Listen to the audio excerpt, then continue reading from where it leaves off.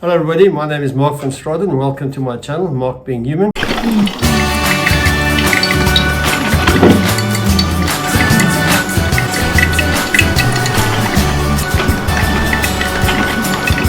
But I'm excited today because I'm interviewing Will Smyly, who happens to be my son-in-law. So Will, hi Dad, there you go. No, that's more like it. That's the first, let me tell you. He's never done a hi Dad to me before. It's usually Bully. But Will is the managing director, the founder of ReachDigital, which probably started about 8 years ago, 7-8 years ago. Yeah, 8 years ago. And today you are leading a couple of companies, but we'll get back into that a little later on. It's a social media management service provider and a full service digital agency. And I don't know what that means, but it really sounds good. And I know that you're really doing well. You've helped global campaigns like Hyundai, Red Bull Mobile, for SKYY Vodka, KWV, a whole bunch of things that you've been doing. Will has been doing in terms of social media, managing their social media and helping them with their digital presence. Their digital presence. Okay, that's a good way to put it.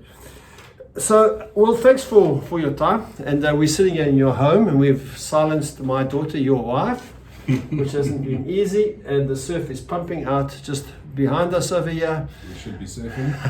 We should be working. Yeah, we So we've promised ourselves a beer after we finished working, so we'll get this done. Chop chop. No. So why did you start a digital media company? It's a bit of a strange story, but essentially I worked in advertising for a year, and I didn't really like the job that I was doing, so I left. And I didn't have a plan to start a business, but I started working in a bar. And then an opportunity sort of presented itself. My ex-partner at the time was working for a company, and they had some offshoot business that they weren't taking care of. So we figured we'd set up a business, and when those people called, we would answer the phone and take that work on. It didn't quite work out like that, but that was how we started in the first place. Yeah. So just to dial back a little bit here, you never really did you do a degree at varsity? Did you study? Yeah, I studied brand communication at Vega. Yeah. After doing sociology and philosophy. Okay, sociology and philosophy. Okay. I've gone support, I forgot. And we haven't even started drinking yet. Okay. And then Vega, which is really... It's an advertising school, yeah. It's an advertising school. So advertising has been your background in that. So you work for an advertising company. What part of the advertising company really I was in client services. And you didn't enjoy that? It's not that I didn't enjoy the work. It was that there was quite a difficult culture. It was quite a sort of a macho environment, and it was a bit of a blame game. And I felt like I was doing a lot of work and not getting any value out of the company. So over the year that I worked there were a couple of experiences that I had I just couldn't handle anymore. And so one day I just kind of threw the book at them. I wrote a big email to the entire company. I said, "You guys are mad. Bye." And I just left, and I had no plan. And it was a pretty stressful time, but it had to be done. So in your mind, was there this idea, I want to start my own business, I want to work for myself? Yeah, I think after having that experience, I really thought that the only way to kind of maybe it's an issue I've got with authority or something along those lines, but I thought that there's got to be a better way to do this. So I really I guess I just figured.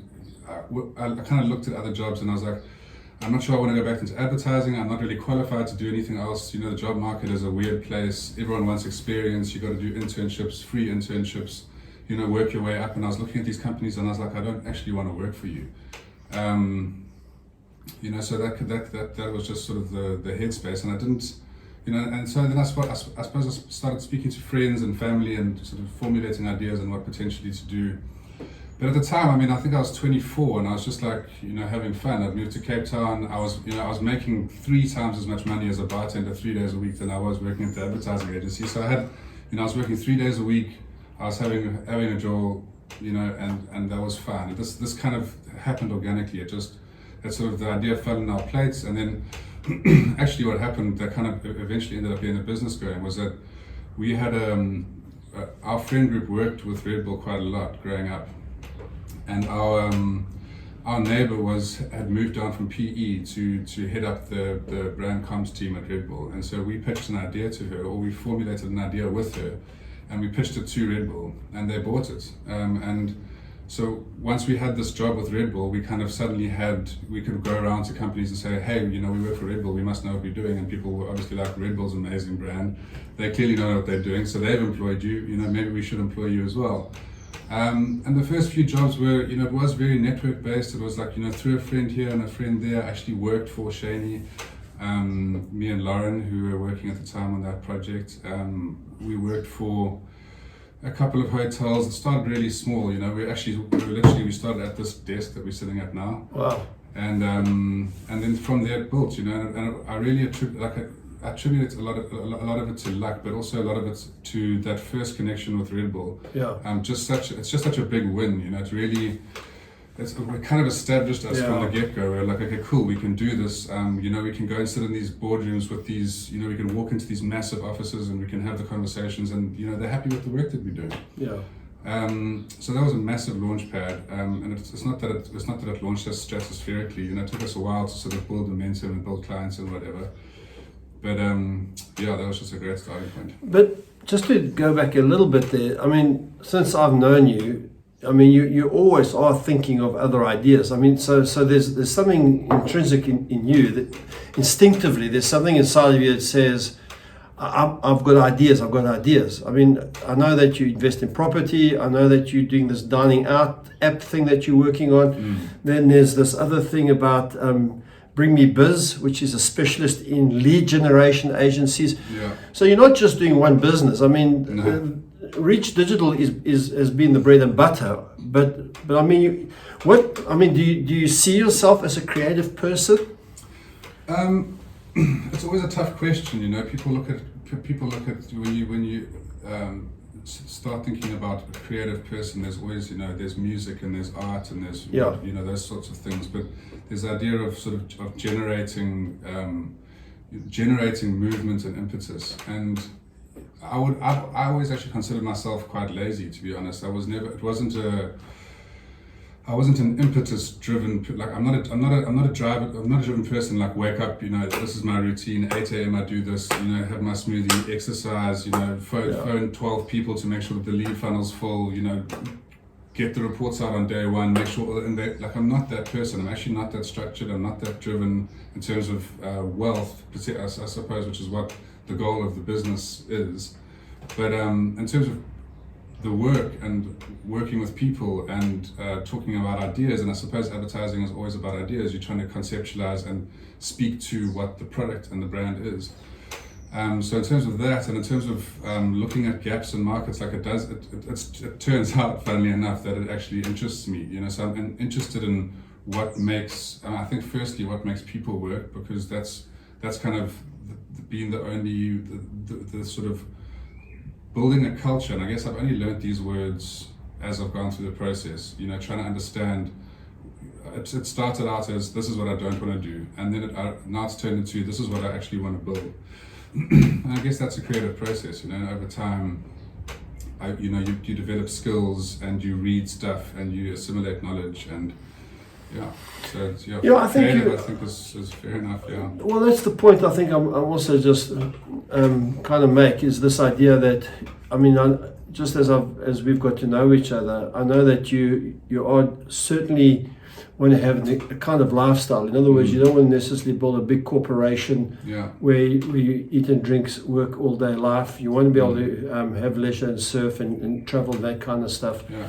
But at the same time, like you say, you have these ideas and these things don't mesh. It's not like a linear line that you're on. It's like rivers flowing into or tributaries flowing into a river that they kind of generate all this interest in this type of stuff. What does the business predominantly involve? So it's a pretty straightforward digital marketing business. So we have designers and copywriters, strategy, paid media. I guess I'm the sort of salesman and strategist, and then it's a full suite of services. So it's photography and videography. If we don't have the work in-house, if we don't have the ability to do stuff in-house, we can outsource it to other people. It's pretty straightforward. If you kind of go down the list of what goes into an advertising agency, we kind of have all those facets now. And then we've got the next arm of our business, which is kind of what we're striving towards, and that's the dining application you're talking about, which is should be live in the next couple of weeks. And that's I guess the idea with that was, we found a product that we liked. We realized that we sell stuff online as a business. That's what we do. This is a digital product that we've built. So we figured, let's use the tools that we have at our disposal. Let's use our skills to sell our own stuff. And therein sort of create a more sustainable business.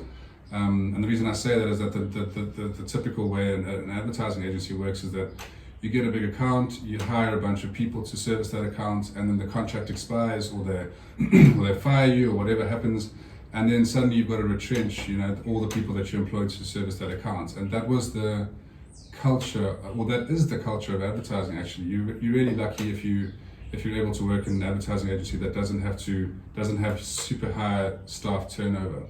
And so that was kind of, that was one of my founding, well, that's really what I wanted to do, was to try and have at least give job security and make sure that we always had enough, that even if we lost accounts, we could keep our people on until we found more accounts. And maybe we have, we potentially grown more slowly than we could have, but to this day we don't have to retrench anyone, so I'm happy about that. I mean, you have these integrated separate companies that are kind of they work off each other. And would you consider, because I think sometimes it's important to find a niche, an edge, perhaps that your competitors are doing. I imagine there are lots of digital companies. I mean, thousands in South Africa. Yeah, and I'll come back to that, because you don't just work in South Africa. Yeah. Well, you don't have to, because it's the internet. Yeah, I wonder.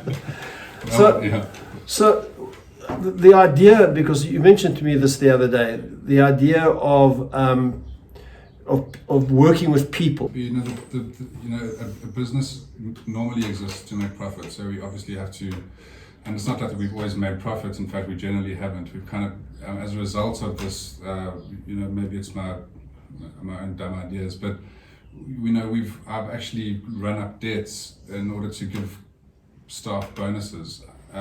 Which is a ridiculous idea, because staff should get bonuses when the company does well. But I didn't know this at the time. I was just like, everyone's working hard.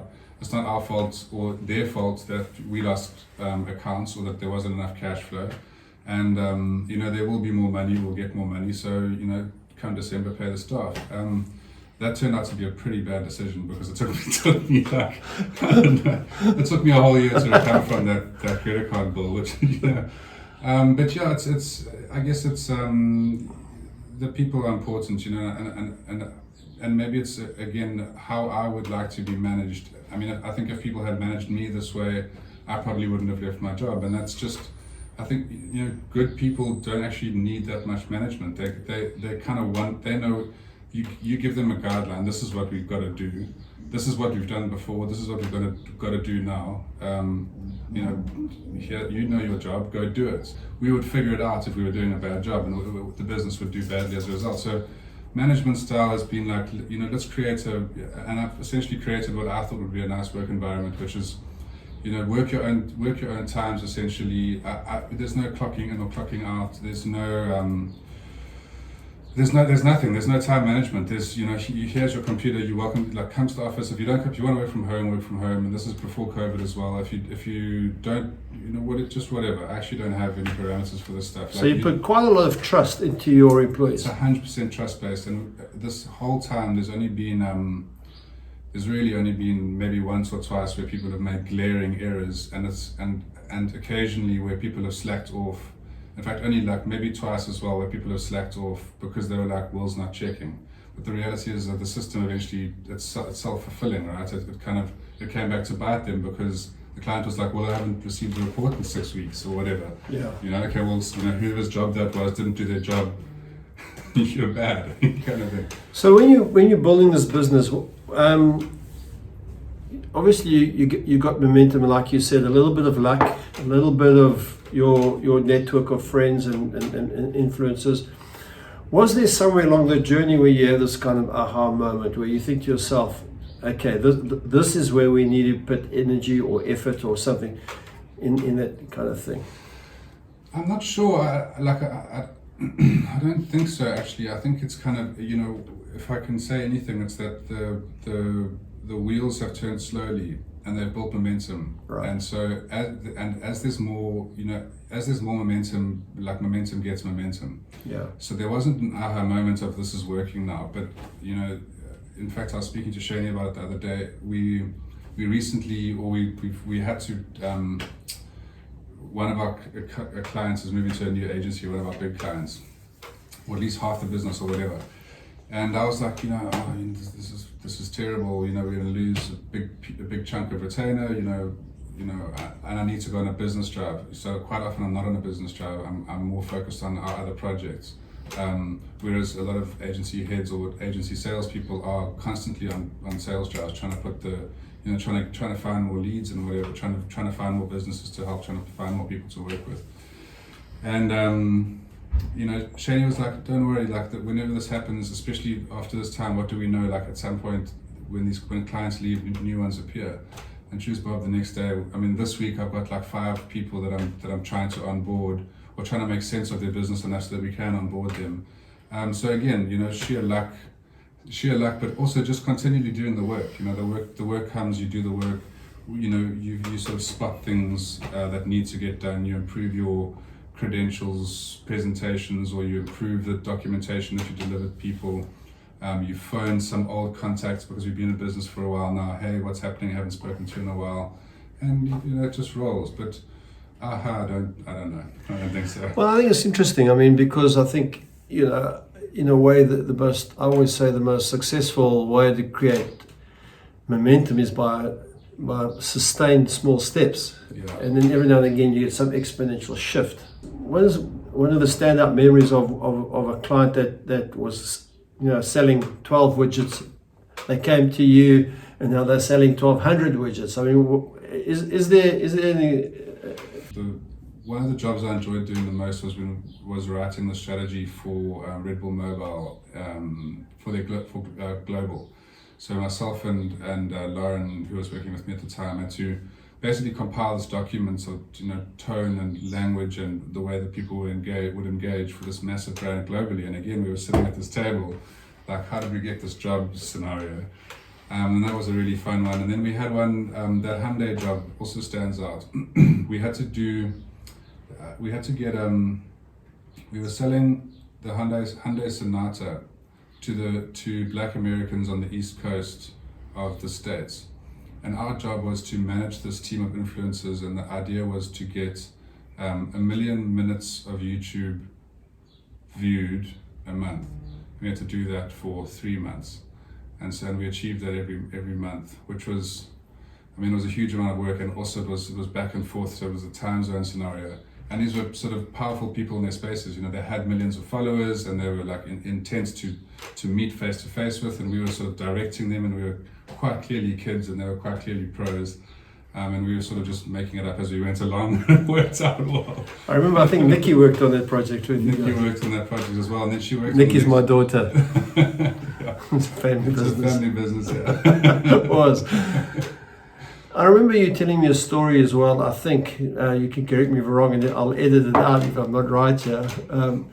That you took on a hotel somewhere in the Drakensberg or something. Yeah. And suddenly they got the hits on their website or something just went up after you. Yeah, no, we that place got, so from the time that we took over, I think they were at like 25% capacity, and after about 6 months of working with them, they were full for 6 months in advance. I think we just stopped. That was one of our first clients as well. Yeah. We only just stopped working with them about 6 months ago, and it's because they form part of a bigger group, and the group just had like an internal thing where they had to manage all their properties internally. But that was great. We actually watched the success of that happening, and we watched this place fill up, and they were all booked up, and we were just managing the expectations of people trying to book. Just before we wrap up, what is your what advice would you give to some oak who's either a graduate out of varsity with his communication degree, or some person who's frustrated in their normal life to go online? I mean, what do you say to somebody around that? I mean, have you got any thought of like ideas? I don't know about go online. Like, if you want to start a business, you probably want to find something that interests you or something that you believe in. So something that you're passionate about, or something that you just think you can plug. You know, something that you can that you think is a great product that you can sell, so that you can make money, so that you can have your time back, essentially. Because look, you either work for passion, but I think there's very few people that ever actually get that right. This idea that, you know, I never work a day in my life because I do what I love. You know, I don't actually believe that's true. At some point, you're invoicing people, and like if you love invoicing people, you're mad. So you love it when they pay you, but you don't like doing the invoicing part. So at some point, there's a work component. You know, so if you find some, there's opportunities to find stuff that you can sell. If you want to digitize, there's a way to do that. Yeah, well, thanks so much. I appreciate your time, and look after my daughter. So folks, I'm going to put a link to Will's website. You can find it at reachdigital.com, is it? .coza, reachdigital.coza. You can find Will on LinkedIn. And if you want to find out more, speak to him a little bit about digital marketing and being in that space. I'm sure you'll have time to speak to you if you want to know more about that. Otherwise, I hope that you've enjoyed our little podcast video today, and I wish you all the well. God bless you. Thanks for watching. Cheers.